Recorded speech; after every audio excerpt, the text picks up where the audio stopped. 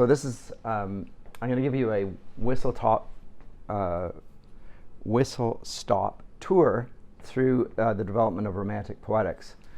And it is supposed to be about Kant's third critique, and specifically what he says about the sublime in response to Burke, which I will address as well, but I need to, I think, go back a little bit and contextualize what arises out of this, because what I am submitting to you, which I've said already in my my sort of overview of the whole course, going from the classical period through a Christian era and into the Renaissance period, is that there's an adaptation of the classical poetics to a Christian worldview. It gets transformed by it, but it uses the same categories, we use the same terminology. So we still talk about, and education largely follows the same template. There's no breach in that. So poetics, if you want to think of even literary theory, the theory about poetry or rhetoric to some degree, because we did do one class on Aristotle's rhetoric, tends to fall in the classical paradigm of having a Aristotelian sense of causality. And I appeal to causality as a way of assessing literary theories. Does it account for the origin of the language, or the intention even of the author? Because that's a significant consideration when studying a text, is was the author trying to convey in this text or dramatic work, or like a play, or any form of things like that. Other considerations are the actual words in the text, and then you can consider those in terms of the overall genre. For instance, it's written as an epic, so I can consider those sorts of things. And there are certain classical genres. There are 5 mentioned in the ancient world.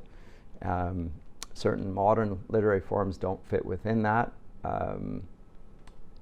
like the novel, most conspicuously. But later developments, like say the sonnet, which is a Renaissance form, the Italian Renaissance, is still under the title of lyric poetry. It's just a type of lyric poetry. So it's not really that. The form is innovative in one sense, but in another sense, it's just another type of lyric poem that emerges in the late medieval, early Renaissance period. And then the things like figures of speech and so forth, you can look at those as linguistic features as well. And these are the causes related to the text. So there's the author, there's the text, and then there's the audience, would be the fourth cause. And the fourth cause would be then to consider how the audience responds to the author's intentions as he presents them in the form of the text. And a good literary theory will account for all 4 of those. So up until the mid-18th century, there is pretty much a unanimity on the features of poetics, and they follow, roughly speaking, an Aristotelian template. That was the case when we looked at Horace. He's just passing on what has been considered to be the contours of poetics ever since the days of the Greeks.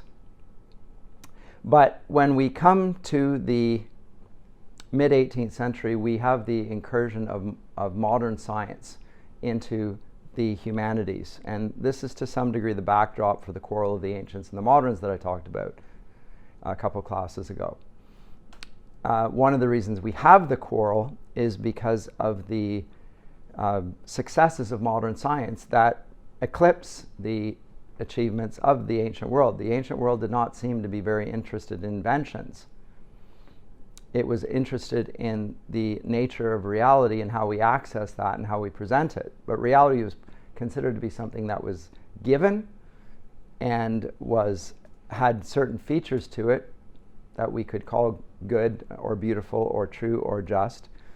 And there was a pattern to it, and to live a good life was to live in accordance with that pattern.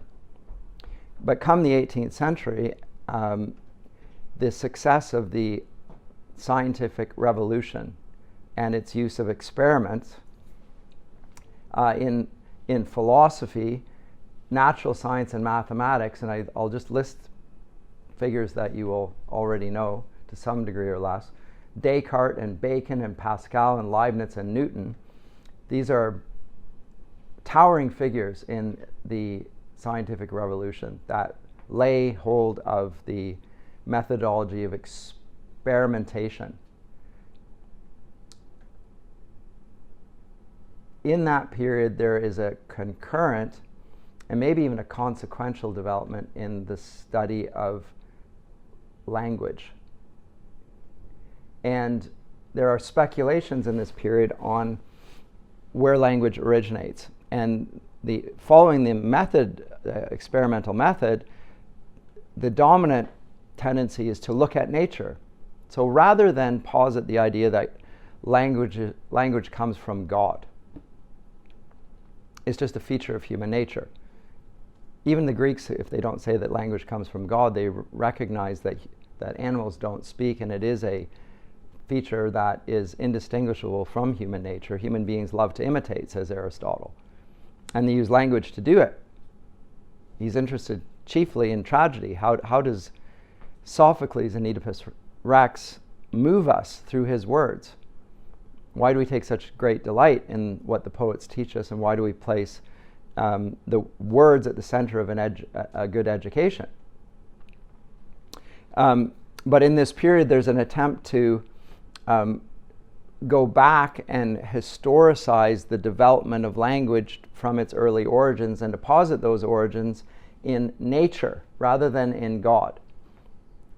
Let's not begin from the perspective of God created man in his own image and in his likeness and spoke to man, and man demonstrates his capacity to speak and to order when he names the animals and so forth. That would be a standard Christian understanding of why we have language, because God has made us in his image and likeness, and therefore we have the same capacity to a much lesser degree that he does.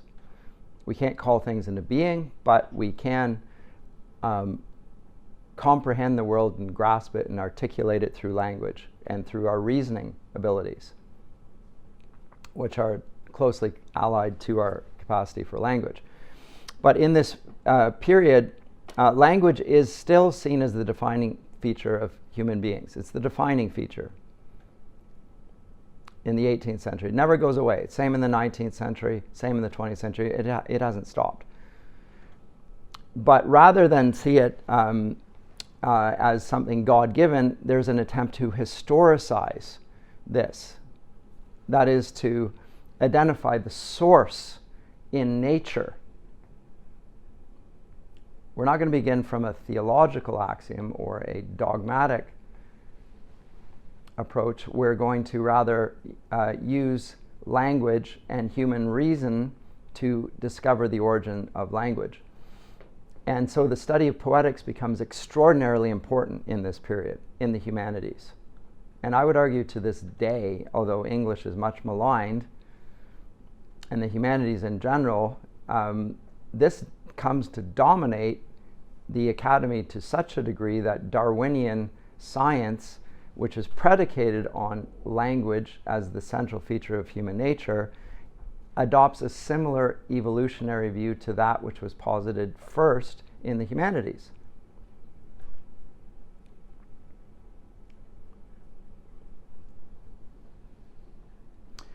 So language and thus human reason are poetic in origin. And they ally poetics with the very possibility of the arts and the sciences. And they locate poetry as the starting point of human history. And so in my other class, which some of you are in, but not all of you, we looked at Percy Bysshe Shelley's Defense of Poetry, and he talked about poetry being found in figures as diverse as, yes, Socrates and Plato, but also in various lawgivers like Solon, and in Jesus' utterances, and in various other legislators that we never associate with poetics. Aristotle doesn't talk about Plato as a poet. He doesn't even think about the great lawgivers of Athens as poets either. Solon is not a poet, but for Shelley he is a poet, which sounds rather extraordinary. How could he make such a category mistake? Well, he's not making a category mistake. He's following the line of thinking that was growing in the 18th century, connecting poetry to the origin of human language. And the outcome of that will be the Romantic expression of which dominates the Academy to this day, that Romantic poetry is a progressive universal poetry.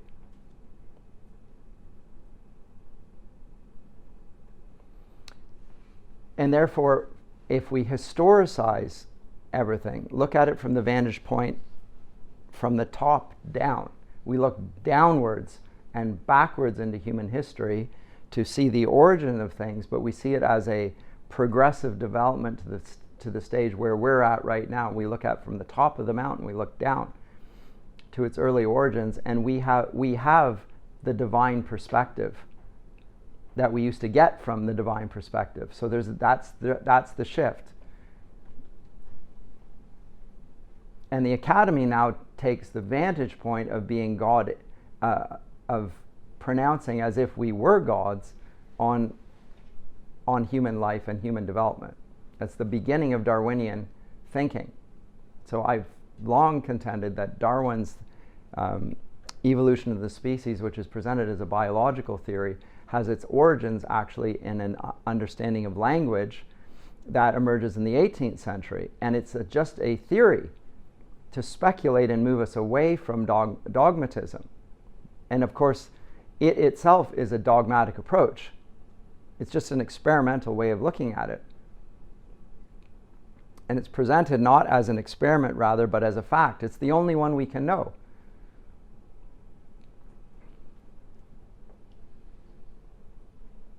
So there's a tendency in the poetics from the Romantic period onward. We're going to look at a couple of the Romantics, the English Romantics, in the next couple of classes to conclude the course. But the tendency to see poetry as a progressive universal poetry, which is what Wordsworth contends for in the Lyrical Ballads, by the way. All good poetry is the spontaneous overflow of powerful feeling.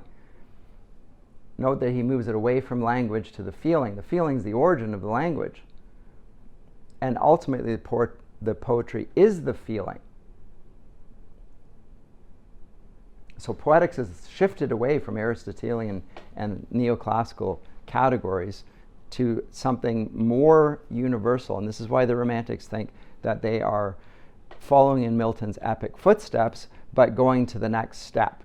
We're not going to be specific to the Christian faith and what Scripture reveals about God's universal purposes for all mankind. We're going to look at it from the vantage point of human nature and talk about in universal terms about how things have developed as a progressive emancipation of human language from its early origins, and especially from a material origin, because Romantic poetics becomes increasingly noumenal. It's in the mind. It's internalized. Can't be identified as a study of the words on the page. It's rather the mind of the author that is what we're inhabiting and studying. So it becomes ahistoric, non-generic, and non-representative. So first of all, ahistoric. It studies it as a common poetics that will include all of language, and so it will collapse, and I said this already, it will collapse the biblical criticism from the criticism of other forms of literature. There's a general hermeneutics for all of them. You used to read Scripture as the Word of God, as having an authority, and of course you could use the tools that we would find in the Academy, but ultimately you would accept it as revelation, and therefore, because it has a divine origin, it has an authority that you can't stand above. You stand under the authority of Scripture. I gave Luther as the representation, a good representation of this. But in this period, there's a historicization, but the effect of the historicization is to say that we have a universal God's eye perspective on everything. It's not limited to our time. It will always hold true. And so we can look at every piece of writing from the past and pronounce with good authority on what the author thought. So the Friedrich Schleiermacher says that we can know as well, if not better, than what the author himself intended. Because of historical distance, we know better than what the Apostle Paul wrote in his own letters, because we have the benefit of not being bound in history.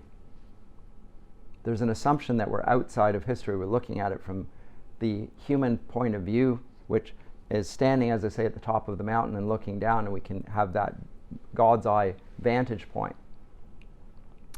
Thomas Nagel calls it the view from nowhere, by the way.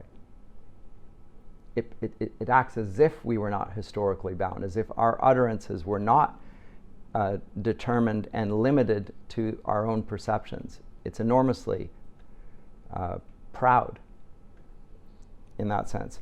So it tends to be ahistoric. It tends to be non-generic, so it ignores genre. So it collapses the distinctions between them. It's not going to be interested in the types of literary writing that the classical world would have acknowledged. So the 5 types or genres of literature, it's going to move away from discussions of genre altogether.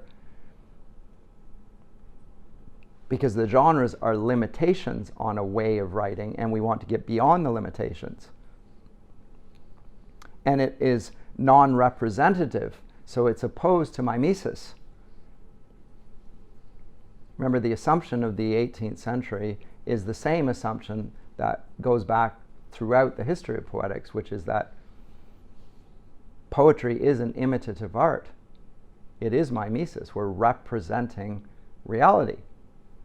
And we're trying to. That's what we do when we speak. We are articulating something. But Romantic poetics moves away from that.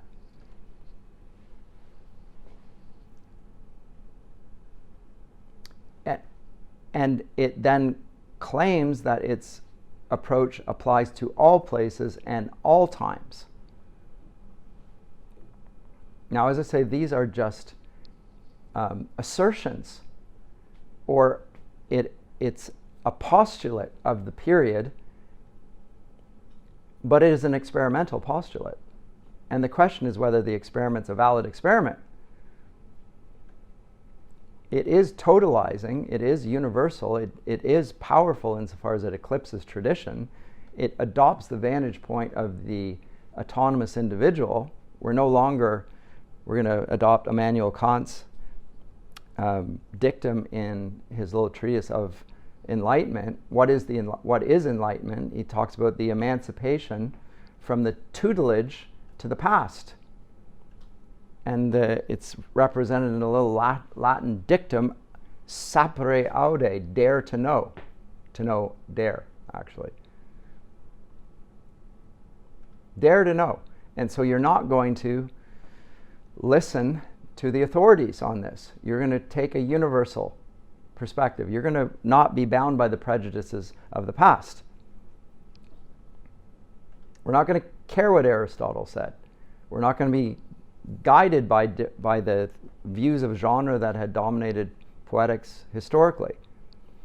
And the reason why it's going to be not just a poetic dictum, but applied to the whole of the humanities is because because language is seen as the defining feature of humanity. And therefore, wherever humanity thinks, which is in all the sciences, it's the language that determines the course of the science then. So here's a catch-up. We tend to think of the Enlightenment as the period where modern science is applied in the sciences, but we don't think that it's applied to the humanities. But here it is applied in the humanities, finally. And it never stops being the case. And the modern university, which begins in Berlin in the 19th century, will, as I say, throw theology out of the academy, because theology, of course, is predicated on the idea that revelation guides the other disciplines. It's queen of the sciences. It has a rule and a reign. It has certain subjects, but the subjects are subject to what Scripture says about the nature of reality. Now, that's at the center of the university ever since the university began. Now, the university shifts away from that to a different view, and what's at the center of it is, surprisingly, poetics, or language, rather. But the language, and this is the irony, tends not to be interested in language, it tends to be interested in thought. And the thought is connected to feeling, and that thus it moves in the direction of psychology. Psychology is now considered to be the lead discipline in the human sciences. And when I say human sciences, that's a translation on my part, the German word for it, which is more accurate and more helpful, but sounds really odd in English, is the Geisteswissenschaften.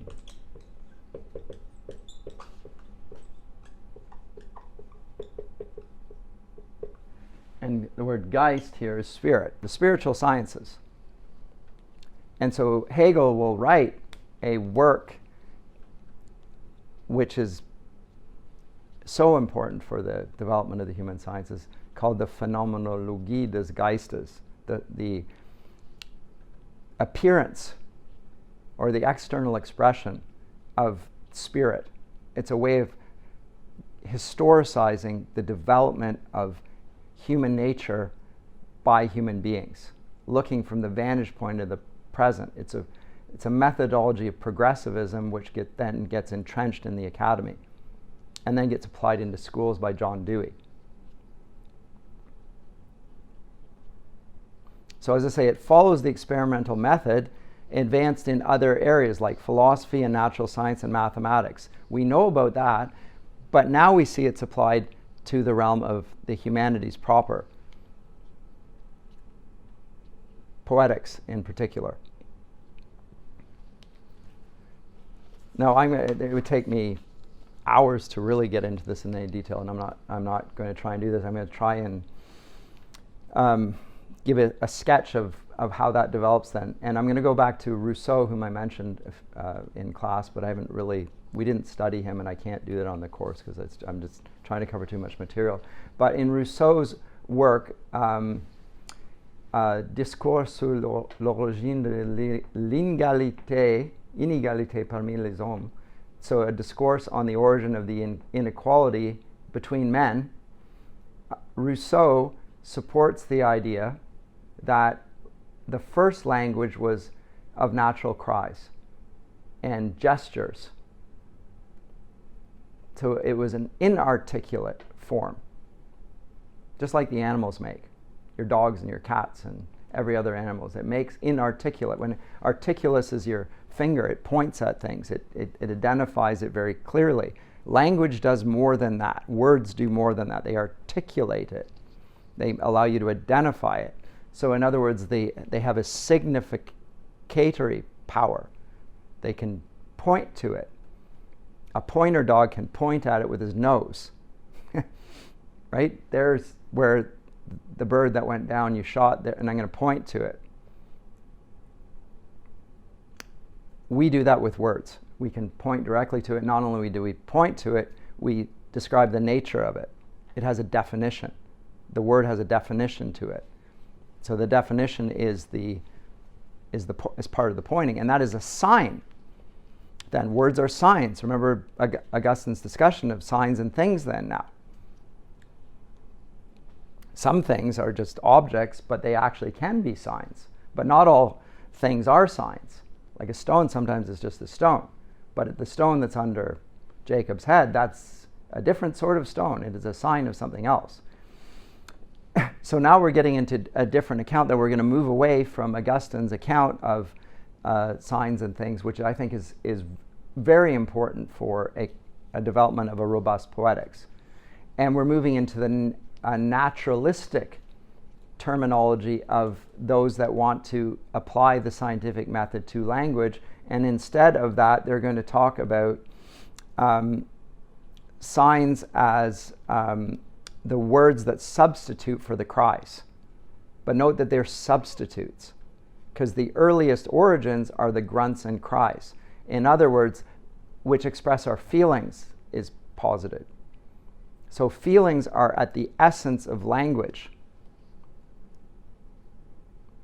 Remember, this is an experimental hypothesis. If we're going to dismiss the whole tradition of human thought going back from the ancient Greeks,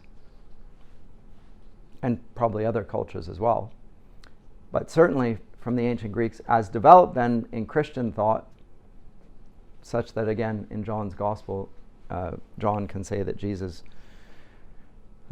in the beginning was the Word, and the Word was with God, and the Word was God, and all things were created by Him, that Him being the Word, right? So move away from that to let's take the vantage point of the contemporary and then look back on the past and find where is the earliest origin of language. It's not God, it's in our grunts and cries, which are feelings that we have, and then we develop articulate sounds and articulated signs to substitute for them.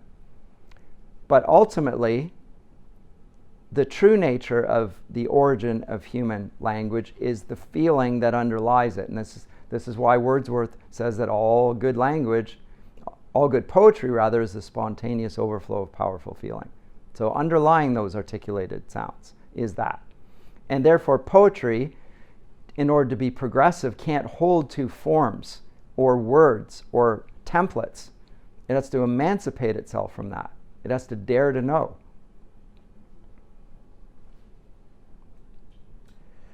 So words by nature, Rousseau will go on to argue, exist only by common consent. So you can come up with a word, but it gains its legitimacy when society agrees that that word is what it means. So it's not something that is, again, divinely originated. Language becomes a culturally determined, socially approved way of pointing to something. So there's a paradox here, and it's something that Rousseau never resolves, that the words necessary to the social consent have to exist before the common consent. Right? So people can't consent to the idea that this word means that unless they already have the language. He acts as if language came from the feelings, but he already, in order to be socially determined, they already have to have a language to allow them to agree to that. So he's chasing his tail a bit here. He wants to say that language originates in feelings, and that it comes into being, it sort of hardens and gets a structure only when society approves of it. But how does society approve of it without language? It's a question he never solves. Now that is developed in a later essay called the Essay on the Origin of Language. So I'm not going to massacre it with my French pronunciation again. I learned from my mistake. And here he says that words are not said to replace gestures, but to differ from them in the source and kind. And these are the products of physical needs, while words are considered the offspring of the passions or of moral needs. So he posits a gulf between these things. Now, so that's Rousseau. I want to move on to his important adoption by a German thinker, and his name is Johann Gottfried Herder. Herder. Essay on or meditation on the origin of language, 1770. He's responding to debates in the German Academy, and all of these are concurrent. There's the same process of enlightenment is going on in multiple countries all at once, and there's some degree of overlap. It's quite a complex thing, but the thing we call romanticism is this progressive universal poetry, the origins of that being coming out of the tutelage of the theological Christian tradition. We're trying to emancipate ourselves from that and develop a genuinely human, experimental, valid science of human nature as a result of that, because they will posit human nature to the degree, and that's exactly what Darwin eventually does. Darwin posits the origins of human beings in the material, and that just gradually develops out of that. So in a paper that was given to the Berlin Academy of Sciences, there's a man by the name of Sussmuth, never mind, I won't even bother with it. He argues that because there is a fully developed logic already in language, this is the point I made about Rousseau, how would society determine that this language was valid unless they already had language? Right? You have to have language to create the possibility of a social agreement, Mr. Rousseau. So your argument that language develops from feeling doesn't really hold valid. But anyway, and Sussmuth points this out, we need language in order to invent this consent. It creates this circular problem of logic. He contends that language was created by God and given to man to increase his power of reason. Language is given. And I will tell you, to this day, the Darwinist camp cannot account for the origin of language. It is a feature of human nature that they simply can't explain. And yet it's the defining feature of human nature. The defining feature. From a phenomenological perspective. We have it and nobody else does. Everyone can see that. But Herder tries to argues that against this, and tries to come up with a middle ground, and so he's significant. He argues against the divine view of human nature and the mechanistic view of the origin of language. He asserts that humanity originally shared the language of the animals. In other words, the sounds of pain and suffering and passion, which could not be contained within the feelings of the sufferer, and it develops out of a unique capacity that human beings possess, which is the capacity for reflection. So here's how he tries to come about to escape the conundrum that Sussmuth points out about Rousseau's position. It comes from the capacity for reflection. So for reason, but now reason emancipated from language. The reason emancipated from language gives rise to the development of language. It's already active in our souls when we are inarticulate, so when we are mute. It's still the capacity for self-reflection. So rather than positing the speech and the word as the origin of human nature, it becomes reason and thought that becomes the origin of human nature. And it moves in the direction, rather than the humanitas, towards the Geisteswissenschaften. And I said this is very clearly identified. It's Geist, spirit, reason, a non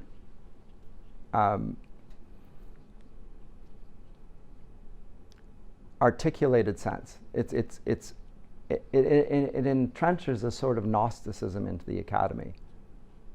We're after the spirit of things, not the word, but the spirit. So our capacity for reflection, which is within our soul, even while we were mute and crying out but not speaking, that gives rise to language. So Herder shifts us in the direction of seeing language as tantamount to reason in its ability to make distinctions. Well, we can intuit distinctions.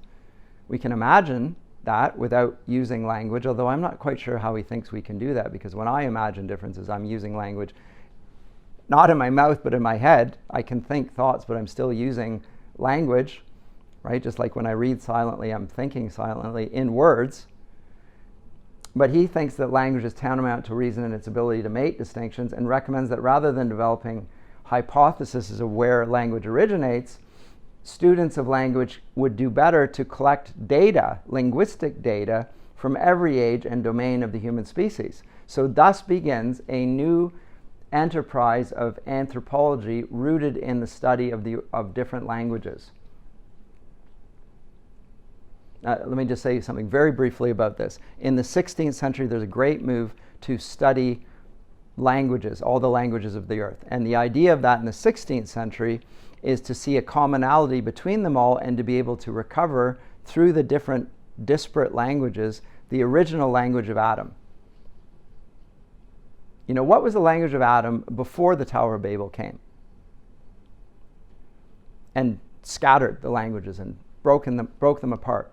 And so even there in the Renaissance, there's an aim to get power by getting the best language, Adamic language. We're going to recover. We're going to restore what was lost there. So it is a human emancipation, or not emancipation, a recovery project, with the idea that Adam possessed perfect language and we lost it.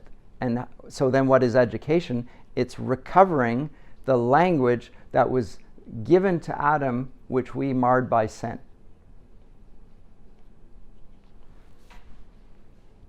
That's there in the 16th century. In the 18th and 19th century, it's not trying to recover the language given to Adam, because they think that Adam didn't really exist anyway. He was just a herd animal. All right, the idea of he emerged as an individual human pair. No, they say this is nonsense. Human individuality has no such character. We have the capacity for speech, but otherwise we're just like other animals. Let's not make those distinctions. There's something special about human nature. Forget that. That's something that we've inherited from Scripture, but we have no reason from a naturalistic perspective to come to such a conclusion. Let's just look at human nature as we see it right now. We have this capacity and they don't. Let's start there. So they will then look at language from a phenomenological perspective and study linguistic texts through a comparative and empirical approach. And this is picked up by the great Wilhelm von Humboldt.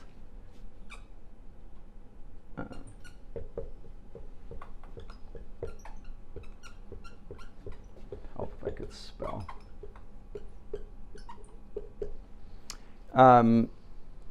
Who founded a great university.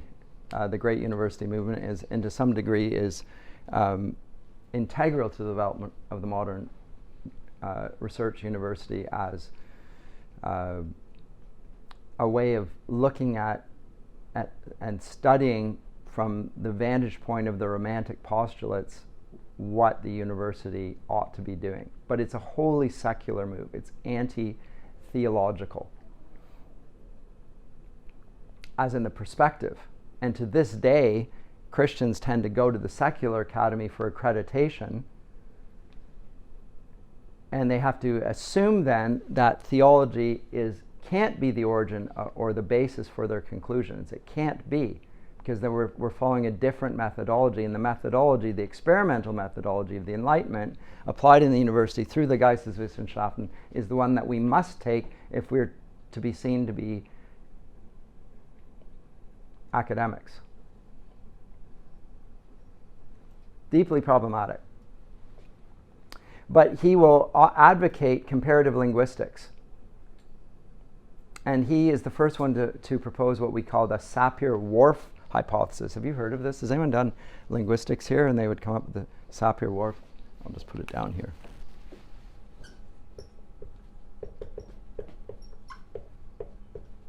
Oops, not woof. Worf. Not the guy in Star Trek, Worf, but the Sapir-Whorf hypothesis, which is that that thinking is largely linguistically determined, and that individual languages constitute distinctive mental frameworks for thought.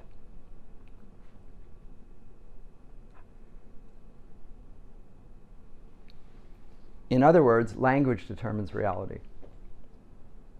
So it first of all says that feelings determine reality, and then the vestiges or thoughts determine reality, and then the vestiges of thought are written down, and they continue to determine reality, but originates in thought and feeling.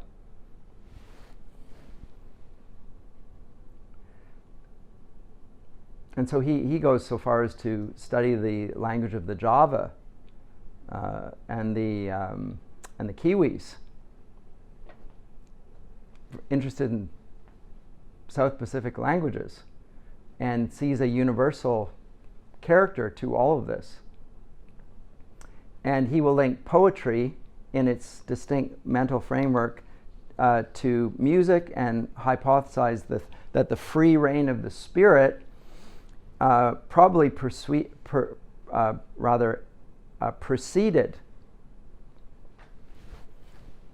prose.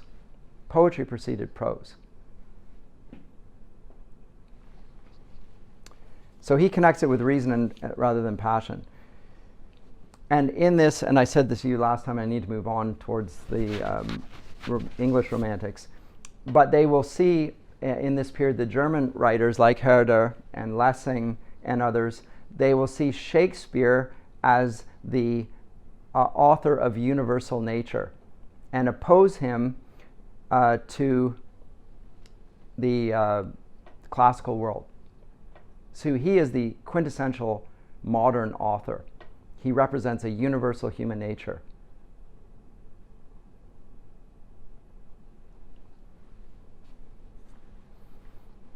And his plays are essentially historic rather than genetic in their conception then. They're not following the dictates of genre, they're following the dictates of nature. So the reason Shakespeare is regarded as the poet in the English language and is exalted in German and pretty much every other country is because he becomes associated with a universal nature. A universal nature. Very interesting. And as I said to you, Romantic poetry, as Schlegel is the first person to define this, Friedrich Schlegel, says that Romantic poetry is, and I quote, a progressive universal poetry. And Shakespeare is the first representative of that, or the best representative of it. So it's not without reason that the Romantics exalt Shakespeare as the great writer of the English language. It's because of his universal progressive poetry. And so they want to see him not as a medieval Renaissance writer, but rather as a writer of universal progressive ideas. They're going to want to read away the Christian framework. They're going to remove the Elizabethan world picture from Shakespeare. They're going to want to see him as the pioneer in psychology, which is how the Romantics read him. What is so fascinating about Shakespeare? It's that he has such profound influence on and such insight into human psychology, such that Harold Bloom will write a book called, and he does it with irony. I'm not sure he has any sense of irony in writing this, but he writes a book called Shakespeare and the Invention of the Human. That's his book, Shakespeare and the Invention of the Human. The great American critic of the late 20th century.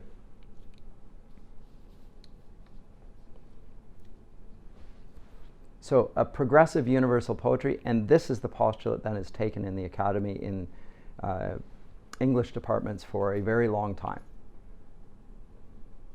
But as I say, it shifts us way away from the traditional study of poetics, and assumes, even though it's an experimental hypothesis that is applied to the humanities, taking the methodology from the natural sciences and applying them to the Geisteswissenschaften. By the way, the opposite in German is to the Geisteswissenschaften is the Naturwissenschaften. But they have the same methodology and the same tendency to want to make universal statements. And then they will call these scientific. And they are scientific. They're spiritual scientific.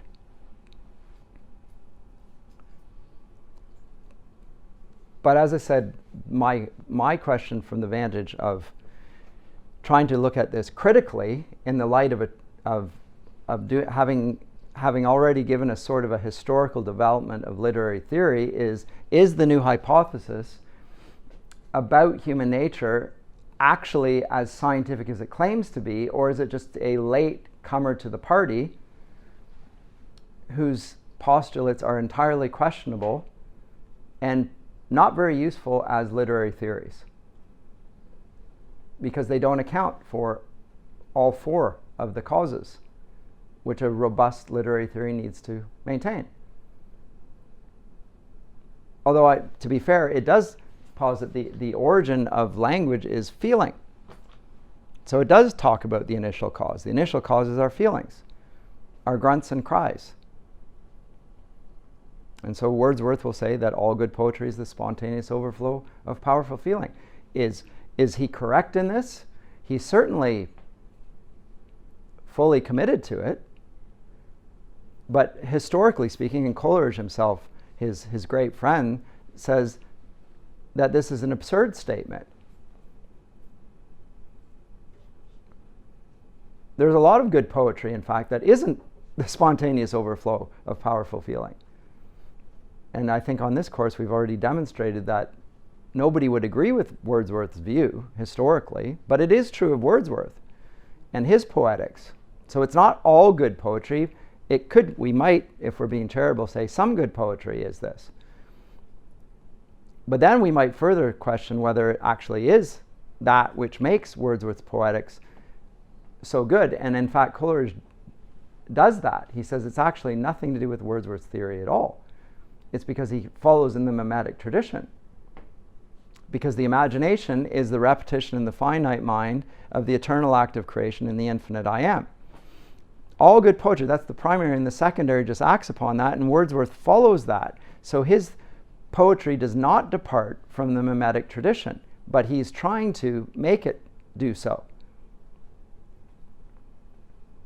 He is claiming that there is a progressive universal poetry, and anybody who understands the development of poetics and appreciates poetry will not agree with this view. You have to be a zealot and an idealist, and we appreciate the idealism, but if we're going to discuss it critically, that's not going to be good enough.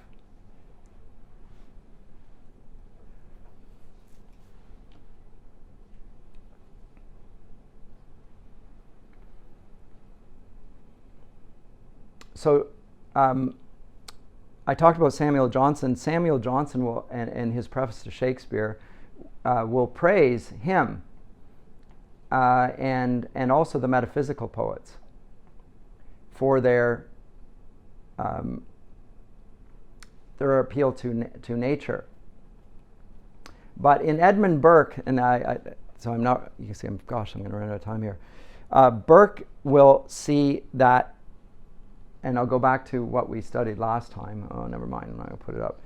That he's going to differ with Johnson. He will argue that through tragedy, we never approach what tragedy actually represents. What does tragedy actually represent? The feeling, the powerful feeling, the sublimity of the experience. Why is tragedy so powerful? Because tragedy deals with things of great fear, creates pity and fear in us. And we can't, through language, get there. It leads us to the water of the feeling, but it can't help us drink it.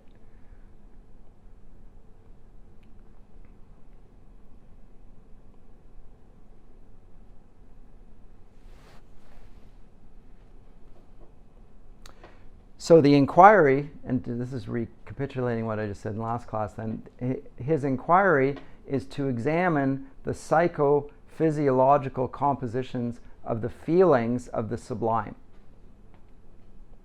Right? It's a study, remember, it's philosophical inquiry into the origin of our ideas of the sublime and the beautiful. That's what it's about. It's the origin of our ideas of this, and it's not about language, it's about the feelings. And there are two different types of feelings. One is the sublime, which is a feeling of fear, immensity, grandeur, a sense that we are powerless. There's a great power over us and it's oppressing us and we're all going to die. That feeling is provoked by death and thoughts of death, the most powerful, sublime experience. And in the study of the sublime, the affections of the mind produce certain emotions of the body. And reciprocally, what the feelings of the body produce certain passions in the mind.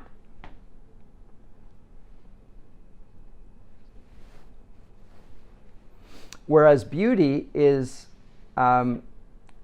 considered independent of reason and rational proportion. But note that it's and I emphasize this, the sublime is most closely allied with romantic poetics. And why is that? Because it most closely associates us with the ideas of eternity and infinity. That's why. Which is entirely useful for a progressive universal poetics. If you want a progressive universal poetics, then you're going to want to focus on the thing that the feeling that most closely approximates that, which is the feeling of terror. But note that the feeling of terror is associated with things that are, he dissociates it from beauty. So the Academy, as it pursues the Geisteswissenschaften, will move us away from the realm of beauty in the area of poetics even, and more in the area of horror and ugliness and terror and even perversion. Why? Not because it's more prevalent, but because it conforms more to the idea of a universal poetics, because it has the universal character. It tends towards eternity and infinity. So at the end of the inquiry, I didn't get to this last time, but I'll just summarize. Burke argues that the effect of words cannot be explained by way of the sensory physiological model that he has hitherto employed. Poetic language is not imitative of non-linguistic sensations, in that there is no resemblance between words and the ideas of which they stand. He says this. There's no resemblance there. So he develops on Locke's principle of the arbitrary relations between signs and ideas into a central problem of romantic poetics, between the sign and the idea, or the sign and the thing. So remember what I said, the reason Augustine is important is he connects the res and the signa and the res, the sign and the thing, the sign and the idea. In romantic poetics, this problem of signs and things, or signs and ideas, because of Lockean psychology, which is imported into the Geisteswissenschaften, we're not even going to be able to believe that language delivers us reality. We're going to start to distrust language. We'll see it as a power play. I'm going to end the course, this half of the course, with that. And so he will hypothesize, just like Wordsworth will, that unpolished people are given to more passionate or sublime expression. When I say unpolished, he means by less cultured people. In other words, the rustics. And he views language as a special repository of the sublime because it can join ideas unrelatable to any other medium. And so he cites Milton's presentation of death in his universe of death. Comments or questions at this point? I'm going to go all over the place. But you can see that the project here, we're moving away from just poetics as we saw it in the up on the course up to this point, and now we're moving it towards a universalizing, totalizing discipline. So language becomes the vehicle for a new calibration of the university. It used to be rooted in the Word of God. Now it becomes rooted in the Word of man. But the Word of man, in order to gain legitimacy, has to be universalizing.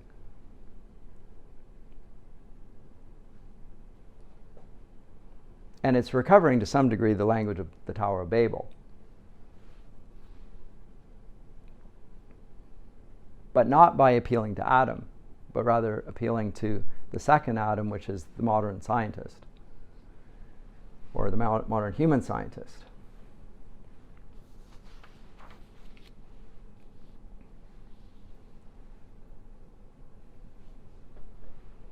No, there were no questions. So I either lost all of you, or you need to chew on it and think more. It's probably could be both.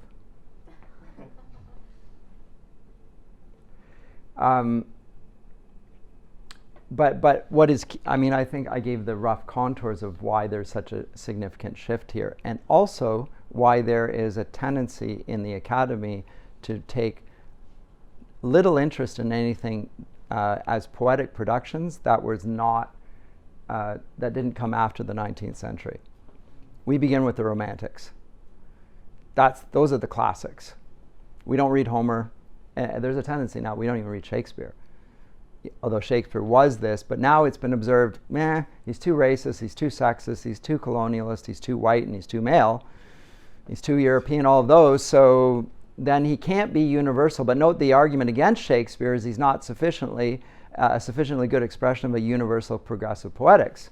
If we want better representatives of that, we need more progressive contemporary ones, because the contemporary ones are more universal. Why more universal? Because they're more where we are, and we're at the apex of all humanity in thinking about everything, because we're inclusive and diverse, don't you know?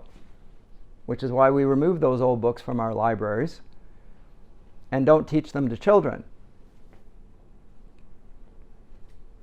So what began as a hypothesis, a scientific hypothesis, and depended on a deeply rooted understanding of multiple languages, not just European, but global. The 19th century is full of extraordinary people who speak an unbelievable number of languages and study it from this universal vantage point, and come up with a new hypothesis, which is that the origin of language is not in Adam, but a Proto-Indo-European language. That's the original language. It used to be called Proto-Indo-Germanic, by the way, but then Germany sort of had this unfortunate association with the Nazis, and we got rid of that Germanic. It became Proto-Indo-European then.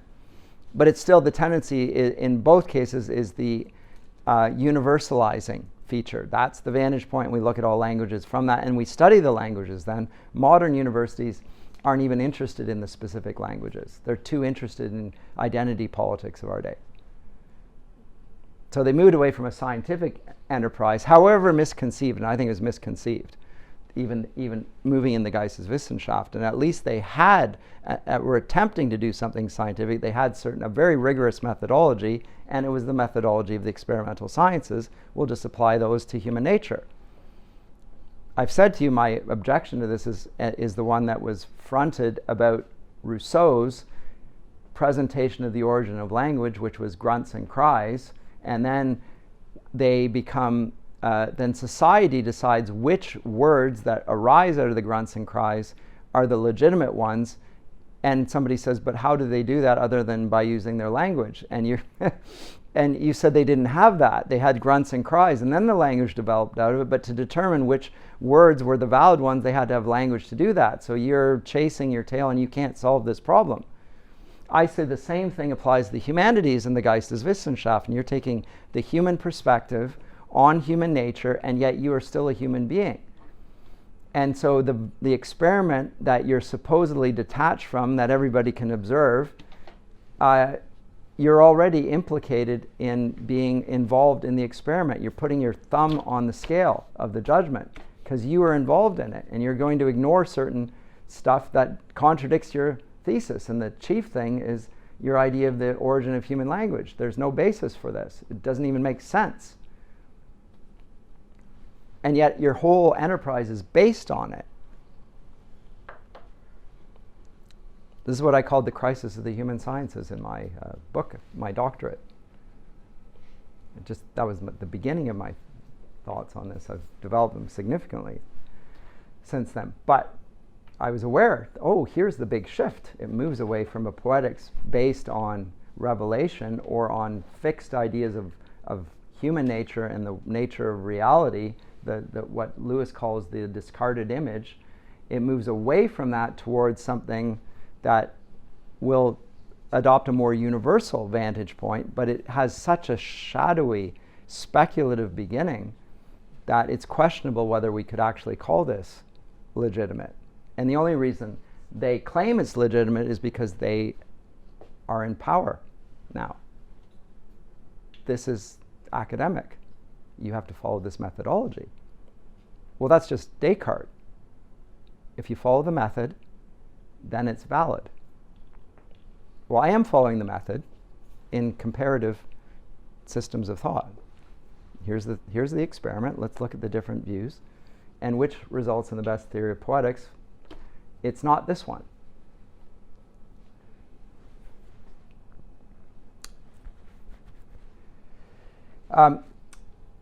Immanuel Kant, let me just say briefly, I didn't even ask you to read an excerpt from Kant, did I? I can't even remember. If I did, you probably didn't like it much. No? The main point is that, because I think it gets too complicated if we're not going to do it at an advanced, like a master's level seminar, I think Kant's a little heavy. But the main point is that he entirely agrees with Burke in his central notion that the sublime and the beautiful are categorically different experiences. And then he's just going to account and give a way of applying this to a universalized way of looking at human nature and connect it to his first two critiques. The third critique is the critique der Urteilskraft, critique of judgment, or the power of judgment, actually.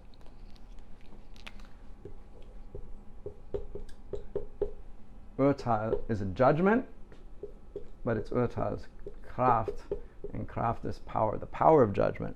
Critique of the power of judgment.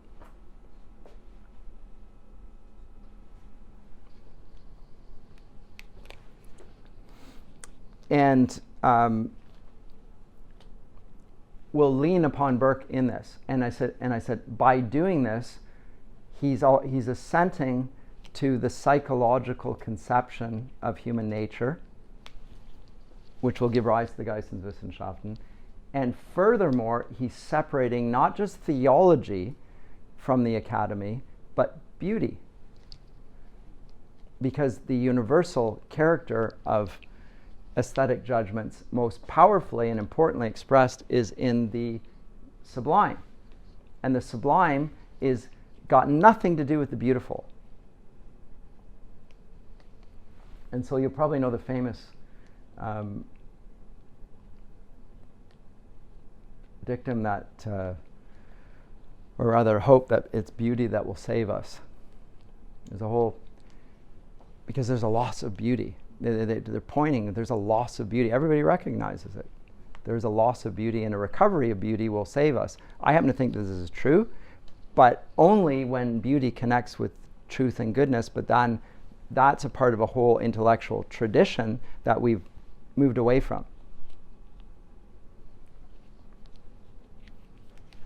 And so there's need to recover to some degree the integrity of the classical tradition as developed through Christian thought.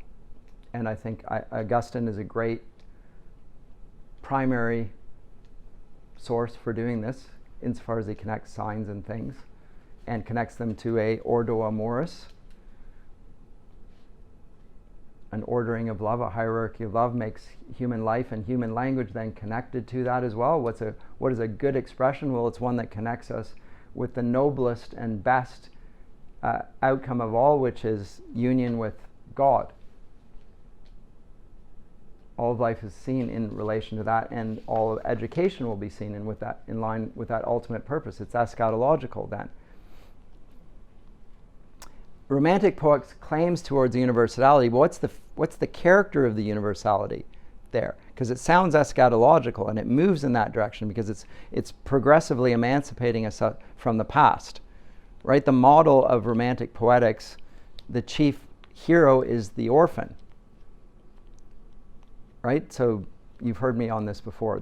The great heroes of romantic and post-romantic literature are almost always orphans. they're rebelling against they're not rebelling against their fathers because their fathers aren't around. They're thinking for themselves, like good Enlightenment figures that Immanuel Kant would approve of. They are thinking for themselves, daring to know. They're not going to be bound by the conventions of society. They can be heroes like Byron's.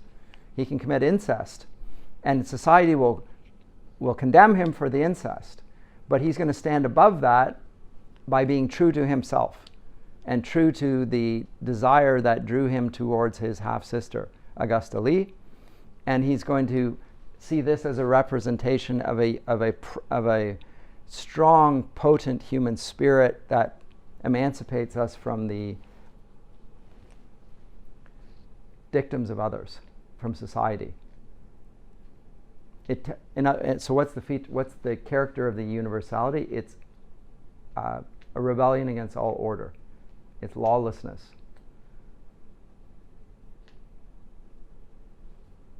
It's shamelessness as well.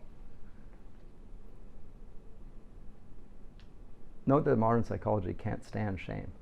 It wants to eradicate all shame. How does it do that? By encouraging us to be more and more shameless.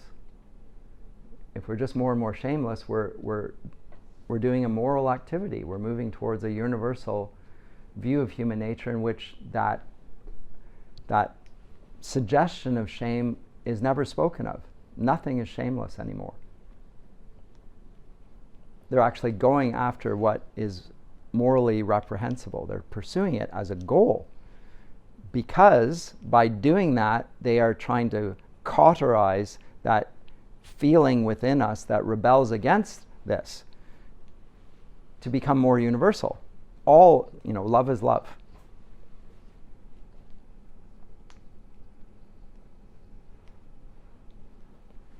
I gave you a lot here, probably gave you too much. But I wanted to give you the sketch of the shift in this period, which is profound. And my hope, and this is why I've moved and tried to start classical schools, is I think there needs to be recovery of the foundations of all education, which were there, known in the Greco-Roman world, and Christians, as I say, adopted that and made it a feature of their own educational system. It became the source of the seven liberal arts under the guidance of theology, the queen of the sciences. I think that's what the modern Christian university should be doing. But note that it has no common ground with the government universities now that are based on postulates, experimental and failed experimental postulates about human nature that result in, I think, human degradation and human destruction, although there is a certain power that comes with it.